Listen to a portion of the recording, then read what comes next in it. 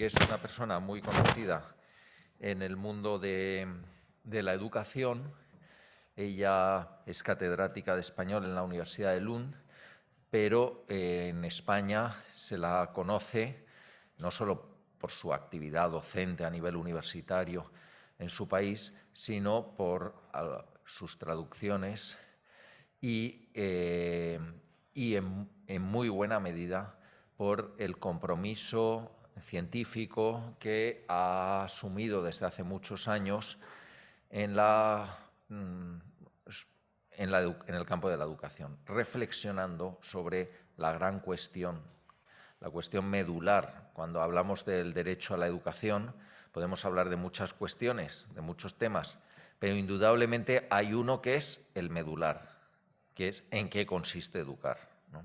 Entonces, sobre eso, sobre lo que se ha debatido mucho, cuestión sobre la que se ha debatido mucho desde hace mucho tiempo, porque es un objeto de la materia de teoría de la educación y de la filosofía de la educación, y ya los filósofos desde Platón han reflexionado sobre esto de una manera mucho más acusada a partir de la Ilustración.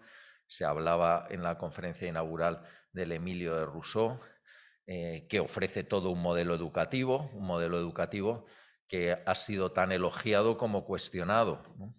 Y en ese marco de necesaria reflexión sobre la cuestión medular, se sitúa no solo la intervención de hoy de Inger, sino toda su obra publicada en España.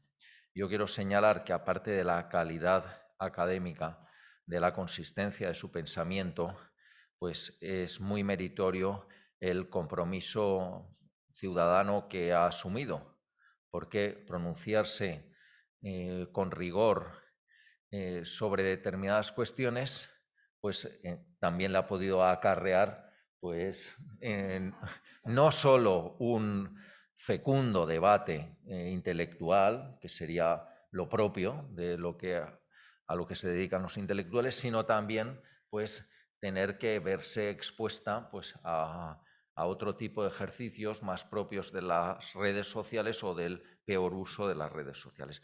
Bueno, no digo más para que podamos aprovechar al máximo el tiempo que tenemos hoy con Inger. Muchas gracias por estar aquí.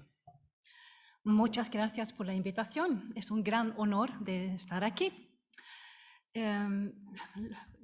Voy a utilizar mi tiempo para hablar primero de la ONU y la educación y el concepto de escuela obligatoria en los países occidentales. Y voy a plantear si los derechos humanos se podrían utilizar casi como un obstáculo a la buena educación. Y voy a terminar con dos ejemplos prácticos de lo que puede ser la buena educación. Mi interés por el tema de los derechos humanos y la educación nació con unas invitaciones para ir a Ginebra a participar en diferentes discusiones sobre la educación. Y en algunas ocasiones nos invitaron a pasar al edificio de la ONU para escuchar charlas allí. Y me tocó una experiencia interesante. Nos dio una charla un señor de la India y que tenía el título de rapporteur y que nos explicó algo así como una síntesis de lo que iba a ser, lo que debía ser la educación en cualquier lugar, en el país, en el mundo entero. Y como esto, yo diría que es una cosa imposible hacerlo bien. Yo soy una apasionada de la educación, pero me costó mucho seguir la línea de pensamiento y de exposición de este señor, porque saltaba de una situación a otra, una segunda, una tercera, y se perdía, según mi criterio, en generalidades. Esto fue un primer encuentro con cómo se piensa en la Unión, en las Naciones Unidas sobre esto. El segundo encuentro fue la Agenda 2030 tuve una conversación con la representante sueca en la UNESCO hace algunos años y entre otras cosas me dijo así de paso, quizá vamos a tener dificultad para cumplir todo lo que exige la Agenda 2030. Así que fui a leer lo que pone la Agenda 2030 y eso es muy confuso, Así que he releído con atención la Agenda 2030 y como seguramente saben todos ustedes, esa agenda se firmó en Corea del Sur en 2015 por representantes de 160 países. 160 países firmaron eso. Y dicen con júbilo, ya en el comienzo, que todo el mundo va a tener la misma escuela. Empieza mal. Y después, en la ONU, los países occidentales están en minoría. No es la agenda de los países occidentales, sino la agenda más bien del tercer mundo que se impone. Y la situación en los países occidentales se refleja muy poco en el texto de este tratado. Y el título dice mucho, y voy a leer. El título de la Agenda 2030 es Hacia una educación inclusiva y equitativa a lo largo de la vida y para todos. Eso es como poner una lista al Papá Noel, pero ¿cómo han pensado que pudiera funcionar aquello? Es absolutamente, es inalcanzable y es contradictorio. Así que es inalcanzable en la práctica, pero también teóricamente esto no funciona. Y un poco para situarles en la situación del documento, que tiene algo así como 84 páginas. Las palabras que uno puede resaltar son dignidad, justicia social, inclusión, protección, pluralismo cultural, lingüístico y étnico, responsabilidad compartida, paz, tolerancia, desarrollo sostenible, pleno empleo y erradicación de la pobreza. Pero eso es una lista demasiado larga, demasiado diversa. Se pone tanto que cada palabra no significa nada. Si uno tiene tantas metas, es como no tener ninguna meta. Y todavía viene lo más increíble, que es lo siguiente. Ninguna meta se considerará cumplida si no todos los alumnos la han conseguido. Pero ¿cómo ven la educación? Esto es tan irreal que uno pierde respeto a ese texto.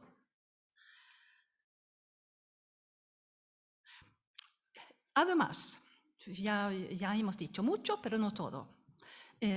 Yo me he interesado mucho por la formación de los docentes y aquí se afirma, para el año 2030 va a haber aumentado sustancialmente el número de profesores diplomados.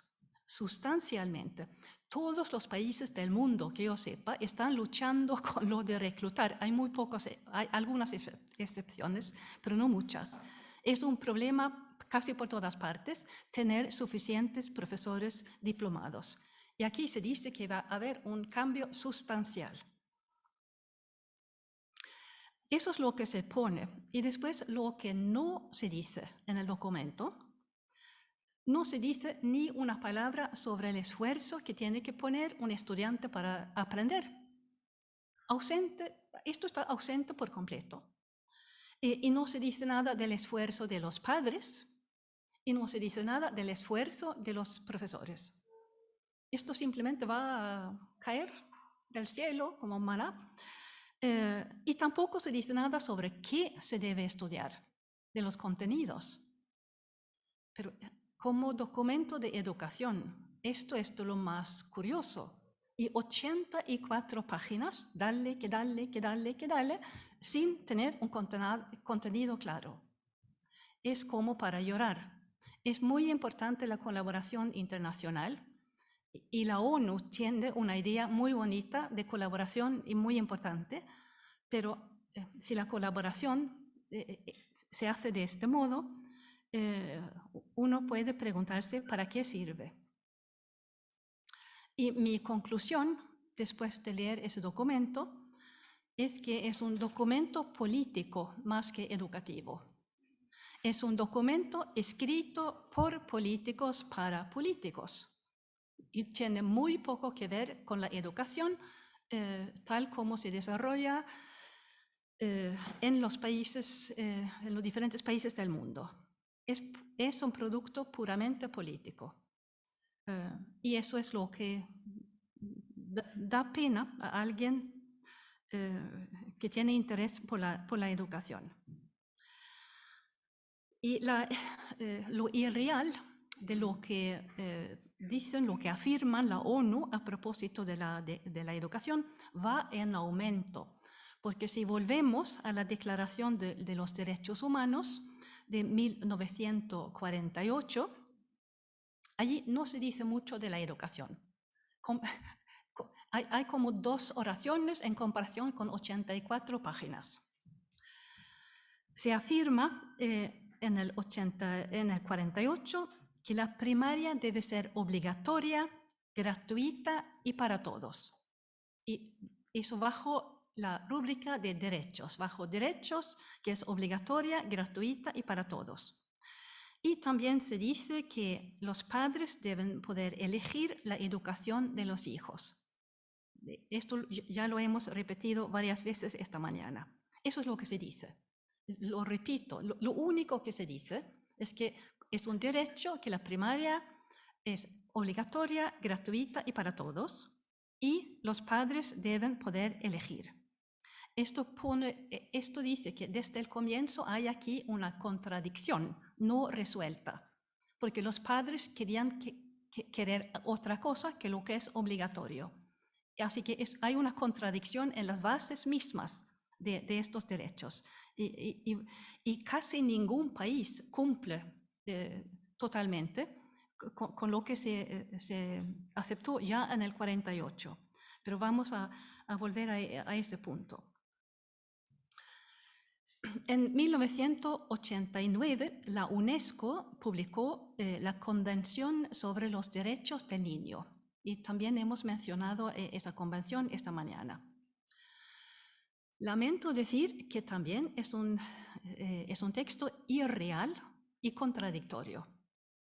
Por ejemplo, se insiste en que el niño respete a sus padres, a su propia cultura y a su religión. Pero a la vez se garantiza la libertad del pensamiento del niño.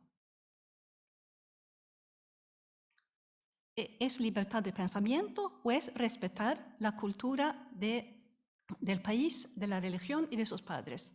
No puede ser las 2 cosas a la vez. Y uno puede pensar en países como China, ¿cuál es la libertad de pensamiento del niño?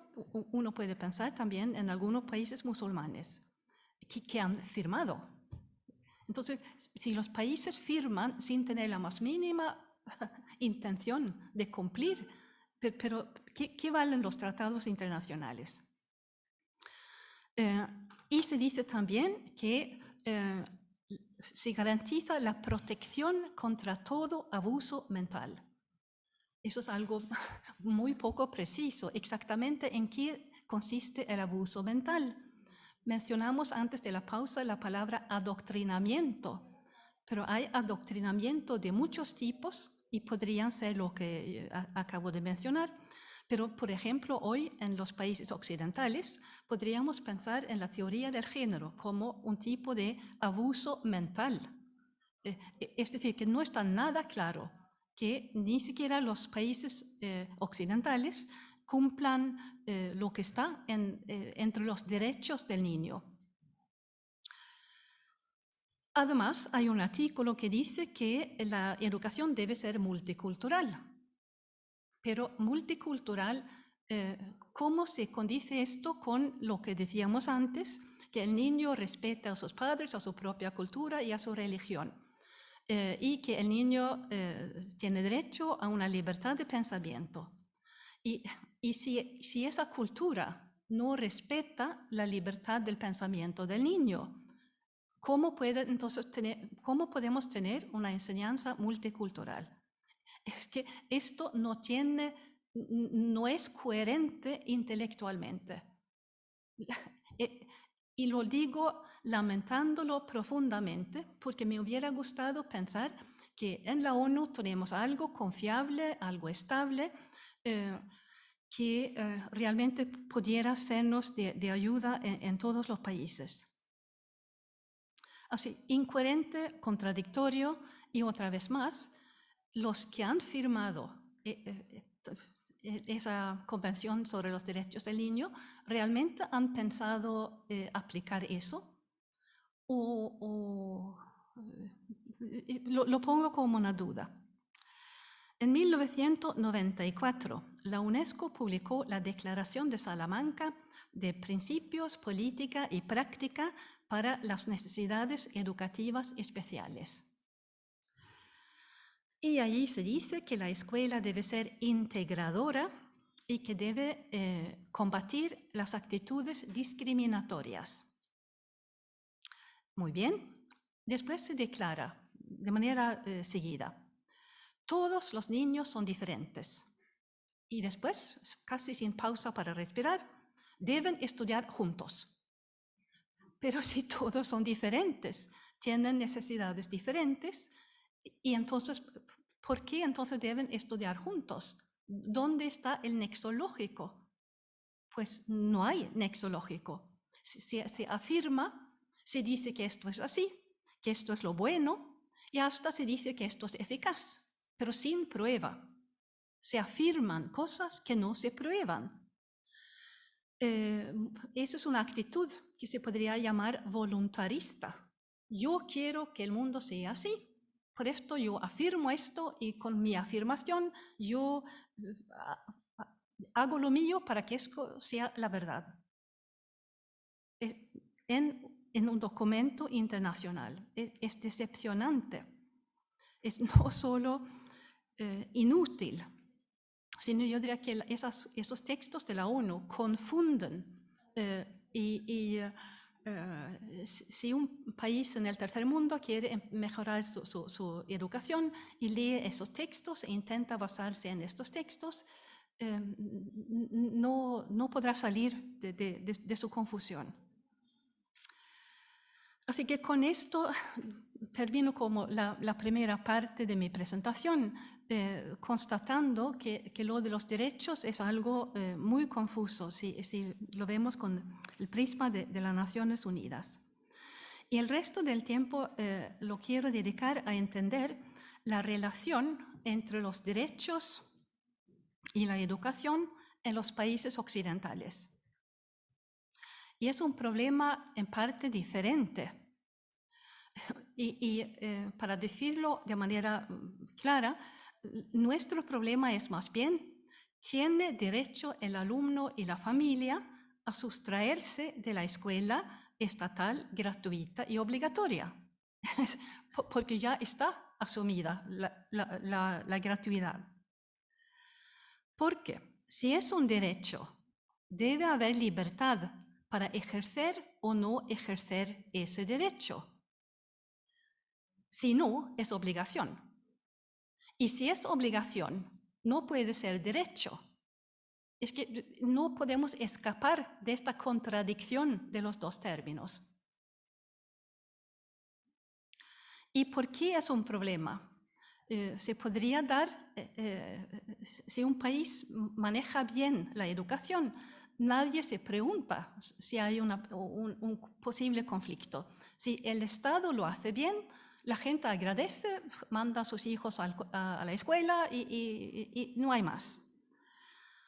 Pero lo que sucede en muchos países occidentales, y esto empezó más o menos en mi país, en los Estados Unidos, más o menos por los años 60, quizá un poco más tarde en España, no voy a pronunciarme sobre esto, pero surgió la idea de que vamos a utilizar la escuela para otras cosas que la educación. La idea era seguramente educar y al mismo tiempo obtener una serie de metas. Pero después tenemos el problema del equilibrio entre lo que es educación y lo que es conseguir otras metas al mismo tiempo que la educación. Y lo que fue muy fuerte, y sobre todo que los años 60 eran años radicales en muchos países occidentales, fue mucho más igualitarismo que conocimientos. Hubo el equilibrio entre conocimientos e igualitarismo empezó a bascular.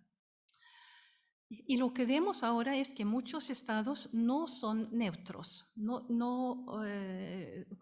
a propósito de la escuela, sino imponen ideologías de una manera muy clara. Y para volver a mencionar dos que son muy de actualidad en casi todos los países, imponer la teoría del género o la teoría del multiculturalismo. Y lo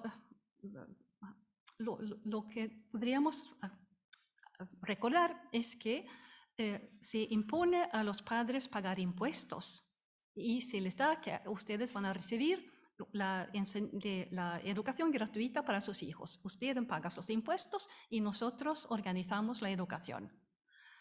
Pero si la educación no es de calidad y si la educación se ve ideologizada, bueno, los padres podrían preguntarse, pero yo he pagado los impuestos y yo he hecho lo que me corresponde a mí, pero ustedes, los representantes del Estado, no presentan, no ofrecen una educación de calidad. Así que lo que yo quiero como padre, como madre, yo quiero una educación de calidad. Esto no lo ofrecen y al revés ofrecen una educación ideologizada que yo no quiero. Así que no me dan lo que quiero y me imponen algo que no quiero para mis hijos. Y podría haber una impresión en los padres de contrato no escrito pero incumplido por parte del Estado. Y estamos de vuelta, como ustedes entienden, en eso de derecho y obligación. ¿Hasta dónde van los derechos y dónde empieza la obligación? Y en dos países que yo he estudiado de cerca, que serían Suecia y los Estados Unidos, esto se acelera en los años 60. Y los dos países tenían entonces una buena calidad educativa y una buena financiación y una buena formación de profesores también. Pero empiezan a hacer experimentos con su educación y ahí empieza a bajar la calidad de la educación. Una manera uno puede leer los textos de la época, pero también se puede comprobar, diciendo que antes de eso no había discusión. La educación se vio como algo bueno, no había por qué discutir, más educación es mejor. Pero a partir de este momento empieza a haber signos de interrogación. Realmente más es mejor siempre. Hay un signo de interrogación. Y lo que sucede tiene una clara relación con el concepto de derechos humanos, tal como yo lo veo. Y si hablamos de los Estados Unidos como un país muy conocido por todos nosotros, los años 60 es la década del entusiasmo por los derechos civiles, por ayudar a los afroamericanos a mejorar la educación, para lograr una equiparación entre diferentes grupos poblacionales. Y la educación se ve claramente como un instrumento Así que no se habla tanto de aumentar el nivel educativo, el nivel de conocimiento entre los grupos que no tienen un nivel muy alto de conocimientos, sino se habla directamente de igualdad. Así que es como si igualdad es lo que se busca, no igualdad a través de los conocimientos. Se habla muy poco del nivel de conocimientos, se habla de igualdad. Y allí veo yo que empieza una deriva en el debate público sobre educación. Hay una instrumentalización de la educación y se podría decirme que, bueno, siempre ha habido, sí, siempre ha habido, pero es muy evidente, es muy evidente. Y es curioso que a la vez se invierte mucho en educación, porque se ve como un instrumento. Y en los Estados Unidos es muy famoso que si se compara los años 60 con los años, por ejemplo, 90 o 2000, por lo menos se ha cuatriplicado la suma invertido por alumno y en dinero constante en la educación. Así que eso es muy difícil, 4 veces más y el nivel de educación más bien ha bajado. No solamente, bueno, entre todos los alumnos, y no ha habido más igualdad y más bien ha bajado. Utilizan un test que llaman SAT, que es algo así como el COU aquí o algo, ¿cómo se llama? Selectividad es la palabra que buscaba, que pueden comparar. Así que si utilizan la educación como instrumento, no es seguro que sirva para lo que se estaba pensando. Hay que decir también que hay más factores en el juego, y uno es que cambió las pedagogías, hubo más pedagogías libres y cambiaron también los derechos de los alumnos en el aula. Y esto también tiene relación con los derechos humanos. Hubo una época muy radical en la Corte Suprema en los Estados Unidos, la época Warren, y se empezó a decir que los alumnos en el colegio tienen derecho a expresarse, tienen derecho a publicar, tienen derecho a muchas cosas. Y fue cada vez más difícil organizar la educación, mantener el orden y mantener el enfoque en el aprendizaje, porque otros derechos surgían como obstáculos al derecho de aprender. Entonces, y eso es también algo no resuelto. Así que los derechos pueden impedirse los unos a los otros. Lo interesante todo es como se dijo antes o esta mañana, que no hay jerarquía entre los derechos. Y eso es lo que no han hecho tampoco en la escuela. No ha habido jerarquía entre el derecho a expresarse, el derecho a opinar, el derecho a publicar, el derecho a esto, al otro, y el derecho a aprender. Porque si se hubiera puesto primero el derecho a aprender, otros derechos hubieran tenido que ser un poco modificados. Pero esto no se hizo. Y entonces hubo más desorden en las aulas, con lo cual el tiempo en las aulas no se aprovechó y los alumnos aprendieron menos. Y cuando hubo más desorden en las aulas, los profesores inteligentes empezaron a decirse que, bueno, eso no es la profesión para la cual yo me preparé. Yo quería enseñar historia, física o lo que sea, y ahora estoy haciendo de policía en el aula. Yo me voy a otra profesión. Y en esa situación si primero se roba tiempo al aprendizaje y después se ahuyenta a los mejores profesores, pierden parte de su derecho, ese derecho a la educación que les garantiza los diferentes tratados y las leyes del Estado. Así que no, eso de poner a los derechos en el mismo nivel no funciona. No funciona. Eso anula el derecho a la educación. Y esto no sucede únicamente en el aula, también se ve en la formación docente, donde se enseña lo que se llama el progresivismo, una idea buenista de que los alumnos quieren estudiar, si se les deja en paz van a desarrollarse solos, son curiosos, tienen interés, saben organizarse ellos mismos, tienden a desarrollarse de manera natural y lo anti-autoritario es lo que conviene. Y esto viene a ser no solamente anti-autoritario, sino también anti-intelectual en muchas ocasiones. La palabra que reconocen todos los profesores es la palabra autonomía.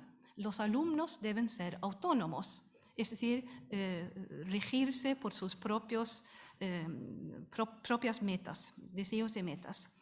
Y aumenta el trabajo en grupo, el trabajo con proyecto, la idea de que los alumnos deben planificar su propio trabajo y que el profesor no debe enseñar sino guiar al alumno. Esto más tarde se ha desarrollado en lo que llamamos hoy constructivismo, que el alumno debe buscar el material, debe construir en su mente un modelo de lo que va a aprender, etc. Entonces, el alumno en los países occidentales tiene muchísimos derechos, tiene muchos derechos y a la vez baja la calidad. Pero ¿cómo es posible? ¿Qué significa entonces derecho si baja la calidad? Y esto sucede también en los países con buenas tradiciones en educación y con buena financiación. Así que no es un problema únicamente de falta de financiación. Precisamente los Estados Unidos y Suecia partían en esa aventura desde un nivel más que aceptable. De vuelta a la situación hoy en los países occidentales. ¿Cómo combinar la buena calidad con la educación obligatoria y gratuita? Bueno, se dan ejemplos y voy a mencionar a dos investigadores norteamericanos que se han interesado por ese problema. Y voy a empezar con un economista que se llama Eric Hanushek, que durante toda su carrera se ha interesado por la relación entre el nivel educativo y el nivel económico de un país. Lo típico es economista. Y después de dedicar años y años y años a encontrar la base de la buena calidad económica, ha visto que la buena calidad educativa es la base y dentro de la buena calidad educativa el factor esencial es el profesor. Seguramente no es noticia para nadie, se ha dicho muchas veces, pero el paso después también le causó muchos quebraderos de cabeza al señor Hanushek, porque ¿cómo descubrir quiénes son los buenos profesores? Dedicó muchos años a ver cómo se hacía.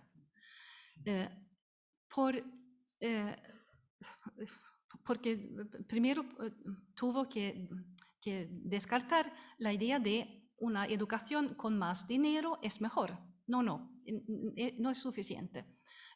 Eso de cierto número por aula tampoco es eso, sino es la calidad personal, la calidad de la persona del profesor. Y algo que vio él es que los profesores eficaces son tan importantes que mejoran la economía privada del alumno. mejoran lo que va a ganar el alumno durante su vida adulta y además mejora el Producto Nacional Bruto del país, tener buenos profesores. Así que realmente hay una consecuencia que se puede notar. No es solamente un deseo vago, alguna apreciación así en el aire, sino se puede medir. Pero ¿cómo identificar a esos buenos profesores? Primero obtuvo respuestas negativas, lo que no sirve para identificar a los profesores eficaces. Y lamentablemente hay que decir que tener un diploma de profesor, haber pasado por la formación de docentes, no garantiza nada. No hay eso es bastante horrible. No hay relación entre haber pasado por una formación docente y ser profesor eficaz. Y estamos hablando de los países occidentales y estamos hablando de una formación docente que sabemos que muchas veces es constructivista, como es la palabra dentro de la formación. Pero Hanušek no habla de ideologías pedagógicas, sino simplemente dice que no hay relación y debería haber relación. Y no hay relación entre tener un máster en pedagogía y ser profesor eficaz. Es peor todavía. Eso es, los estados invierten en másters en pedagogía y no da resultado en la práctica. Pero es llamativo, para decirlo de manera eufemística. Él encontró una manera de averiguar la calidad y se le ocurrió utilizar los informes PIAAC, que es como PISA para adultos. PIAAC mira el nivel de matemáticas y el nivel de comprensión lectora entre adultos. Y en PIAAC los informantes deben poner una cruz en una casilla para decir en qué sector económico trabajan. Y lo que hizo Hanušek fue ir a buscar a las personas que habían dicho que trabajaban en educación. Y después, sumó, así que obtuvo una suma para cada país y después hizo un ranking con los países y mira por dónde, qué países son los que tienen mejores profesores en matemáticas y comprensión lectora. Finlandia y Japón. Es decir, los países que también destacan en PISA. Así que basándose en esos datos puede decir que hay una relación entre el nivel intelectual y de conocimiento de los profesores y los alumnos. Y si queremos podemos decir, ¿y qué? Esto lo sabíamos todos los que estamos en educación, sabemos que es así. Pero Hanušek ha encontrado una manera de probarlo para la gente fuera del sector. Y después, con ese dato, empieza a mirar cómo hacen los diferentes países para reclutar a sus profesores. Y resulta que algunos países que después destacan en PISA reclutan a sus profesores entre los mejores alumnos que salen del bachillerato. Finlandia lo hace, Singapur lo hace, Japón lo hace, etc. Así que y esto es interesante, porque ahora podemos empezar a combinar las piezas del puzzle. Los alumnos más inteligentes y con más conocimientos que salen del bachillerato, a esos se les debe atraer a la profesión y importa menos y después deben aprender bien la materia que van a enseñar, pero la parte pedagógica obviamente importa un poco menos, así que se debe dedicar más tiempo a la materia y un poco menos de tiempo a la pedagogía, pero sobre todo se debe atraer a los mejores. Y he seguido un poco lo que hacen en Finlandia y puedo asegurar que son tan buenos los que entran en el magisterio que serían buenos aún sin pasar por la formación docente, porque son inteligentes, tienen conocimientos generales, tienen voluntad y se interesan por la profesión. Seguramente sin más formación serían estupendos. Y yo diría, pero eso es, si al revés, si entra alguien sin interés y sin conocimientos de base, es muy difícil convertir a esa persona en un profesor excelente, de otro modo. Así que Hanušek nos ha dado muchos datos para entender cómo funciona la idea de la igualdad en educación. Y quiero citar a otro economista norteamericano que se llama Thomas Sowell. Ha escrito durante décadas sobre educación y sobre todo educación para los grupos menos favorecidos socialmente y económicamente. Él encontró hace algún año en Nueva York algo que funciona como un laboratorio de pedagogía, por casualidad. Y es que en la ciudad de Nueva York hay escuelas públicas de dos tipos. Tienen también escuelas privadas, pero vamos a hacer caso omiso de las escuelas privadas. Esas son escuelas públicas. Pero las hay públicas y las hay públicas concertadas. Y en Nueva York se llaman charter schools. Y lo interesante para un investigador es que los alumnos son muy similares desde el punto de vista socioeconómico. Son en general afroamericanos o hispanohablantes y tienen un nivel socioeconómico relativamente modesto. Esto es igual en los dos tipos de escuelas. Lo cultural, lo económico, lo social es igual. Además, por casualidad, estudian en los mismos edificios. Y uno se pregunta, ¿pero cómo puede ser? Y es que el suelo en Nueva York es tan caro que a nadie se le ocurre construir un edificio para montar una escuela, sino las escuelas concertadas alquilan locales en los edificios escolares que tienen espacio libre. Así que alumnos que son iguales estudian hasta en el mismo edificio. Pero entonces, ¿qué es lo diferente? Y es que las escuelas públicas normales y corrientes siguen esa pedagogía progresivista o constructivista, que dejan mucha libertad al alumno, que esperan la iniciativa del alumno, trabajar en grupo y tienen mucha dificultad para decir que no a los alumnos. Es que hay mucho desorden en las aulas. Y las escuelas concertadas siguen el mismo currículo, están obligados a hacerlo, pero mantienen el orden y exigen que los alumnos trabajen. Esos aprovechan el tiempo y exigen que los alumnos trabajen. No hay ninguna pedagogía especial más que eso. Y reciben menos dinero porque la escuela pública dice que necesita un dinero extra porque reciben a todos los alumnos. Y ahora, ¿qué es lo además de todo esto, que es como el trasfondo, lo interesante es que todos los alumnos de la ciudad de Nueva York tienen que hacer 2 pruebas obligatorias de comprensión lectora y matemáticas, en el tercero y en octavo. Y los resultados se presentan como 4 niveles.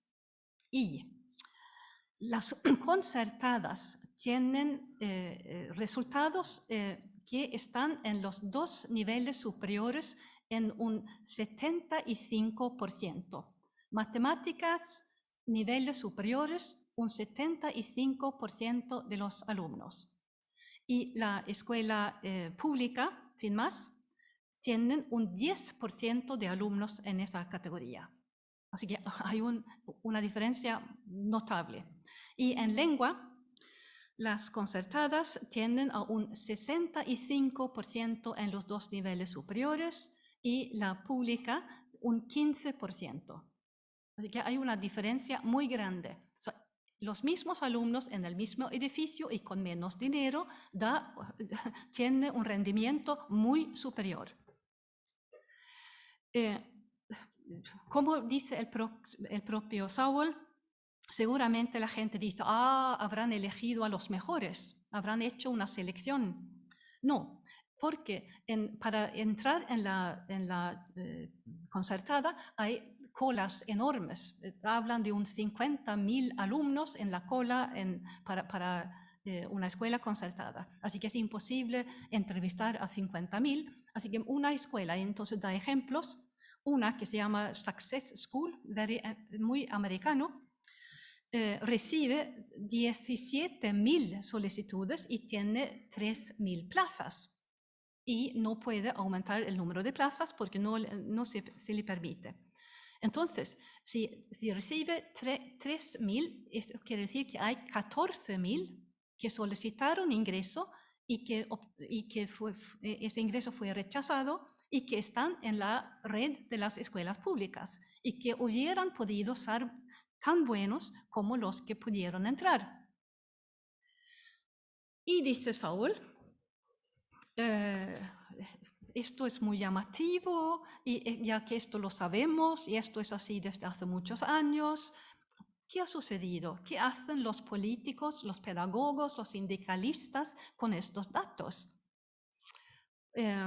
Porque, como él dice, desde el punto de vista del contribuyente en la ciudad de Nueva York, ¿por qué financiaría una escuela que es más cara y da un resultado menos bueno, cuando está a la vista que hay otra alternativa que cuesta menos y da mejor resultado? Y en su libro lo deja así, suspenso en el aire, ¿qué sucede? ¿Qué sucede? Porque no sucede nada. Porque los políticos, los sindicalistas y muchos pedagogos han apostado por el otro tipo de pedagogía y no van a cambiar. Así que no cambian. Esta situación continúa. Y como dice Saúl y muchos otros, esto es absolutamente incoherente y contradictorio, porque a la vez esos políticos dan discursos y dicen, estamos tan comprometidos con los alumnos con dificultad. Y son sus padres los que han votado a estos políticos. Seguramente porque los padres piensan que esto es lo mejor, porque dicen que se van a ocupar de sus hijos. Pero esto se sabe y no sucede nada.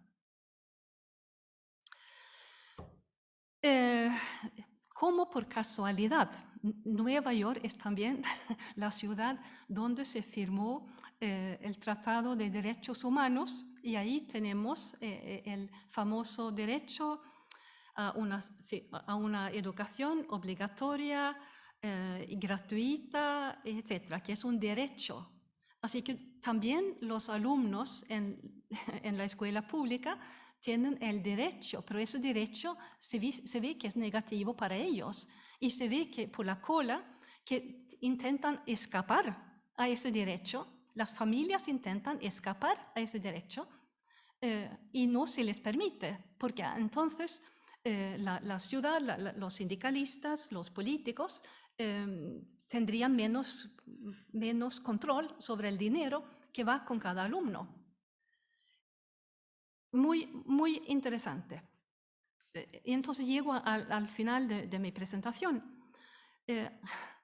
Se espera que el Estado da una educación obligatoria buena, no ideologizada. Entonces no hay problema, porque no se nota el conflicto entre derecho y obligación.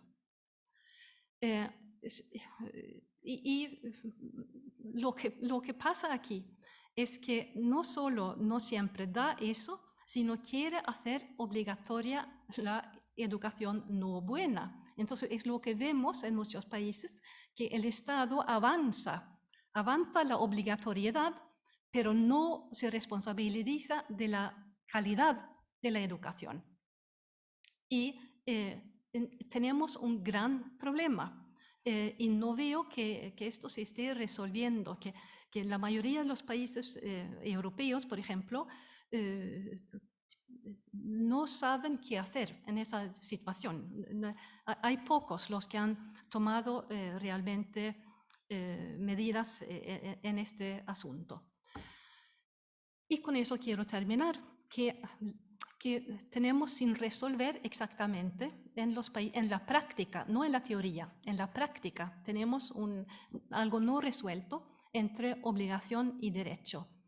Pero como los ejemplos de Nueva York, se puede resolver. Si queremos, si ponemos nuestra voluntad en resolverlo, lo podemos resolver. Es cuestión de querer. Muchas gracias.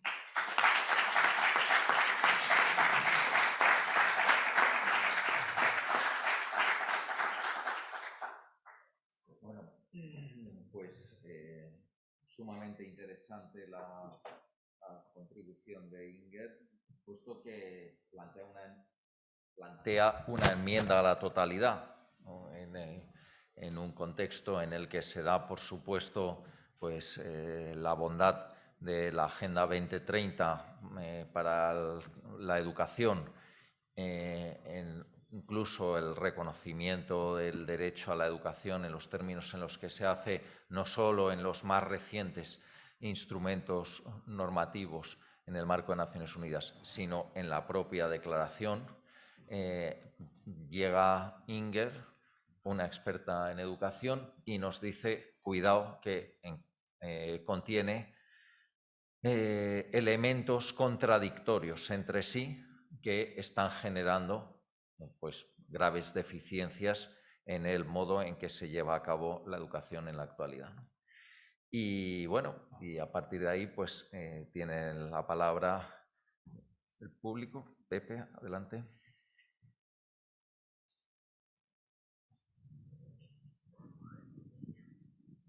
Yo personalmente me dediqué una serie de años a la educación y estuve tanto en el ámbito de la escuela pública como catedrático de instituto y luego la escuela concertada y privada, ¿no? Entonces, me parece que la experiencia, por lo menos en mi caso, me dice que me encontré muy buenos profesores y profesoras.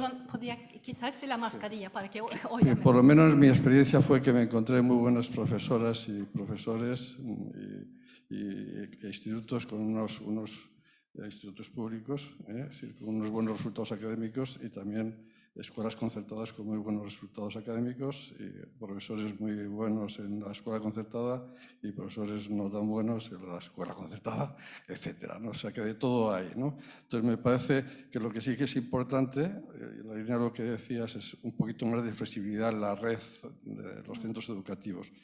Recientemente hemos estado ahí con el break tomando café y uno ha podido pedir café con leche y otro café cortado y otro café solo, y no nos han ofrecido solo café con leche para todos. Había una pluralidad en la oferta, ¿no? Entonces yo no me imagino una cafetería que solo de café con leche, porque aquí solo es café con leche. Tampoco me gustaría que en este país solo se ofrezca escuela pública, aunque sea catedrático de instituto ya en excedencia. Es decir, o no me gustaría tampoco escuela privada y solo privada. Es decir, que creo que esa red plural es bueno para todos. Implica competitividad, una competitividad sana, que implica pues, muchas veces colaboración entre profesores y profesoras de una red y de otra. Yo creo que es muy bueno en todos los sentidos, ¿no? Entonces, todo lo que sea avanzar en esa línea, a mí personalmente me gusta. Por eso lo del decreto de ayer o de antes de ayer que mencionaba Miguel Ángel para la infantil, pues no me desagrada, porque es otro paso más por parte del Estado, pues intentar avanzar para que la oferta cada vez sea única y exclusivamente pública. Pues me parece que es un desacierto, la respeto lógicamente, pero me parece un desacierto. Y siempre he visto con mucho gusto las iniciativas que se han puesto en marcha en algunos países. Ya mencionaba antes usted uno, Suecia. Yo estuve por allí en el 80 y tantos, en una breve estancia, y me parece que en aquellos momentos estaban poniendo en marcha el cheque escolar. No sé cuál fue la experiencia, pero era en esa línea de que también ha mencionado, yo pago unos impuestos, y, se los doy al Estado y el Estado luego me ofrece un determinado tipo de enseñanza y de colegios que no estoy satisfecho porque el rendimiento me parece insuficiente y me gusta más este otro, ¿no? Entonces, con el cheque escolar, evidentemente, habría una posibilidad mayor por parte de todos los padres de ir a un sitio a otro dependiendo de lo que mis preferencias, mis gustos y lo que... Entonces, como he mencionado que siguió de manera especial el sistema educativo en Suecia, me ha parecido, y en Estados Unidos, esa experiencia en concreto del cheque escolar en cuanto a una manifestación más de libertad, porque a mí lo de educación en libertad me parece clave. O sea, luego cada uno que haga, pero esa experiencia, ¿cómo fue? ¿O ¿podía aportar algo? No sé si... Sí. Si resumo lo que acabo de decir, primero, las escuelas públicas deberían mejorar su pedagogía. Es que es una cosa, deberían mejorar su pedagogía, no deberían aceptar desorden en el aula y muchas otras cosas, eso uno. Y hasta que mejoren la calidad de la escuela pública, por lo menos no deberían cerrar las alternativas, que es lo que se intenta hacer en muchos lugares. Eso como primer paso. Y efectivamente en Suecia tenemos algo que se llama el cheque escolar desde 1993, 1994, pero yo creo que puede funcionar perfectamente, pero los políticos suecos cometieron un error cuando impusieron el cheque escolar. Y si utilizo 2 o 3 minutos para eso. Cuando llegamos en Suecia a 1990, tenemos la escuela única, la Logse sueca, desde hace 30 años. 30 años. Y sabemos que está bajando la calidad y hay quejas serias. Entonces, la izquierda, los socialdemócratas, imponen una municipalización. Así que cada municipio debe ser responsable por la educación. Así que se desentienden a nivel nacional de la educación. Probablemente hay mucha duda sobre, pero ¿por qué lo hicieron? Posiblemente por intereses del partido que no quería un debate a nivel nacional sobre los recortes que se iban a hacer en educación. Sobre algo tan superficial como eso, se destruyó la formación estatal. Y no quisieron hacer la reforma de la escuela obligatoria que se necesitaba, estaba a la vista. Por evitar hacer la reforma y por evitar un debate nacional, municipalizaron la escuela. Y 2 o 3 años más tarde viene el centro derecha y ofrecen el cheque escolar. En vez de hacer la reforma de la escuela obligatoria que deberían haber hecho los socialdemócratas. No evitan eso y piensan que esto se va a arreglar solo si tenemos un cheque escolar. Pero entonces se introduce sin que haya un examen al final de la ESO para poder comparar qué escuelas lo hacen bien o menos bien, y sin que haya un verdadero examen al final del bachillerato. Claro, hay ciertas pruebas, pero no un examen, y no un examen que permita decir qué escuela da mejores resultados realmente. Eso, así que después de estas 2 reformas tenemos 30 años más sin la reforma que deberíamos haber hecho y que todavía no está en la agenda política. Así que eso ha sido un rodeo para decir que la experiencia sueca, tal como yo la interpreto, dice que el cheque escolar puede funcionar perfectamente, pero tiene que funcionar dentro de un sistema claro, con obligación de rendir cuentas de los conocimientos de los alumnos al final de la ESO y al final del bachillerato. Entonces funciona. Pero como hay como un miedo, que yo veo bastante similar en España y en Suecia, hay como un miedo a ver exactamente cuáles son los conocimientos de los alumnos, porque podría verse una diferencia. Para no ver la diferencia, se evita. Así que una pregunta y una larga respuesta. Inger, hace unos años invitamos a Hanusek a un seminario, vino de Estados Unidos aquí, la persona más citada en economía de la educación en aquella época y sigue vivo en Stanford, una figura. Y le hice a Eric Hanusek, el que has citado, y le hice la misma pregunta que has planteado tú en el seminario. Le dice, profesor Hanusek, cómo saber porque él hizo el mismo planteamiento de todos los estudios que había hecho. Es decir, el factor que más influye es la calidad del profesorado, por lo tanto, si mejoramos la calidad del profesorado, y él lo escenificó y dijo, si eliminamos el 10% del profesorado que no funciona en cada colegio, yo he calculado que sube el resultado en tanto. Sí, así dice. Y tal, y lo especificó así. Entonces le pregunté, ¿y cómo saber cuál es el 10% que no funciona? Era todo un experto en economía de la educación, cuantitativa, todo tal, y me dijo, todo el mundo lo sabe en el centro educativo. Sí. Entonces, lo uno a lo siguiente, ¿qué sucede cuando nosotros trabajamos ahora en toda la esfera pública con los directores de los centros públicos y hemos tratado de implantar con ellos esos modelos de liderazgo? Una cosa que nos dicen continuamente es que carecen de la capacidad de gestión del personal, no tienen la autonomía escolar ni pedagógica suficiente para gestionar adecuadamente su plantilla. Es decir, tienen un grado de rotación increíble de interinos, un grado enorme de cambio, una dificultad de plasmar el proyecto en la realidad y, sobre todo, una dificultad enorme de operar sobre el mal desempeño del profesor y una dificultad de evaluarlo y de tomar consecuencia en eso. Y eso nos dicen que le influye muchísimo. Entonces, uniendo las dos cosas, quería preguntarle cómo ve el tema de la autonomía pedagógica en el ámbito público para la mejora de la educación. Es que la respuesta debería ser toda un tratado sobre pedagogía, pero voy a destacar dos cosas.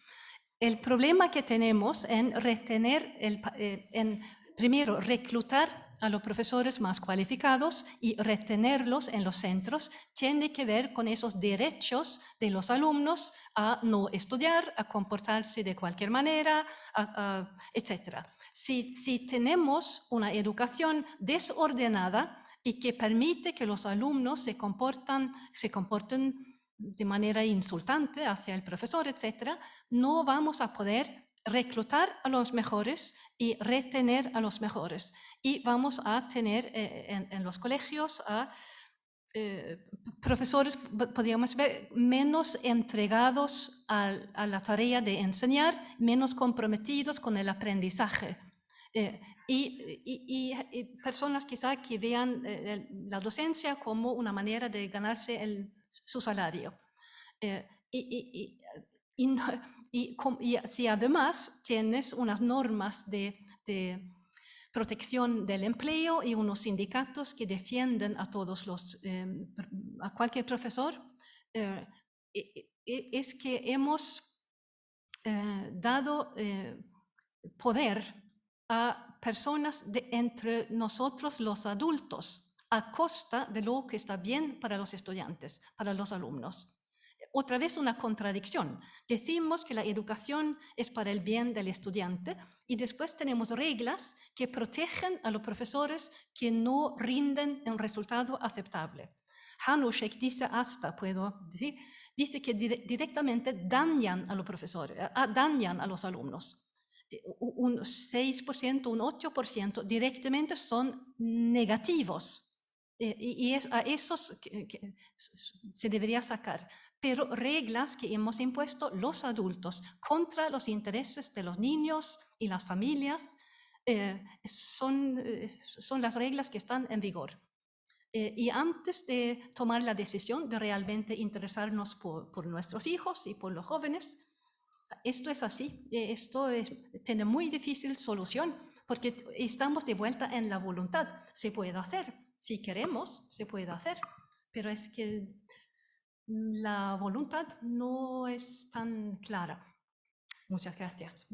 Pues tenemos que acabar ya porque vamos con retraso, pero no sin antes agradecer a Inger Engvis esta fabulosa intervención que ha tenido, sobre todo reivindicando el papel central que tiene el buen profesor en el proceso educativo. Muchas gracias, Inger.